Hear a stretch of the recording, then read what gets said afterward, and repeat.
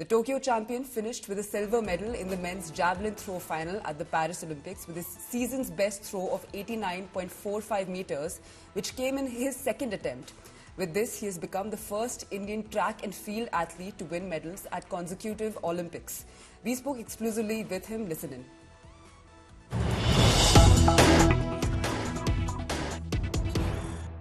Paris Olympics के silver medallist और Tokyo Olympics के गोल्ड मेडलिस्ट नीरज चोपड़ा हमारे साथ हैं।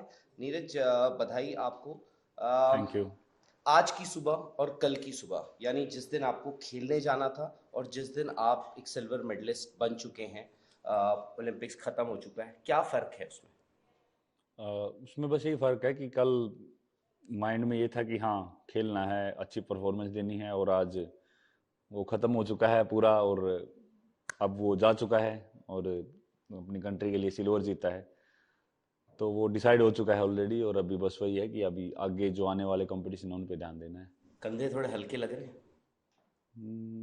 कंधे तो फिर से भर जाएंगे, क्योंकि ये तो चलता रहेगा सिलसिला, जब तक खेल रहे हैं कुछ ना कुछ आता ही रहेगा। फिर अगले साल वर्ल्ड चैंपियनशिप आ जाएगी, फिर कॉमनवेल्थ एशियन गेम्स, फिर LA ओलंपिक्स, तो ये तो चलता रहेगा। जब तक शरीर काम कर रहा है तो खेलते रहेंगे अच्छे से। अच्छा, एक वर्ल्ड क्लास एथलीट को देश से बाहर जाने की क्या ज़रूरत है? अगर हमें दूसरा नीरज चोपड़ा चाहिए या फिर हमें और नीरज चोपड़ा चाहिए, क्या हम इंडिया में वो फैसिलिटीज़ नहीं दे सकते? मैं मानता हूँ वेदर, क्लाइमेट, वो सब चीज़ें हैं, अब हमें वो देखना पड़ेगा। नहीं, ऐसा कुछ नहीं है। इंडिया में मैंने बहुत ट्रेनिंग की है। टोक्यो ओलंपिक से पहले मैं इंडिया में ट्रेनिंग कर रहा था। मैंने भुवनेश्वर में ट्रेनिंग की और फिर पटियाला कैंप में ट्रेनिंग कर रहा था। बस ये है कि हाँ, टोक्यो ओलंपिक के बाद जिस तरीके से काफ़ी चीज़ें बढ़ी और काफ़ी कुछ ना कुछ रहता ही था, कभी इधर जाना है कभी उधर जाना है, तो मेरा सबसे मेन वही फोकस था कि ट्रेनिंग कंटिन्यू रखनी है और ट्रेनिंग नहीं छोड़नी है। तो इसलिए ये डिसीजन लिए कि हाँ, शायद से बाहर हमको ट्रेनिंग करनी चाहिए और सबसे ज़्यादा फोकस स्पोर्ट्स पे रखना चाहिए, और वही माइंड में थी वो चीज़।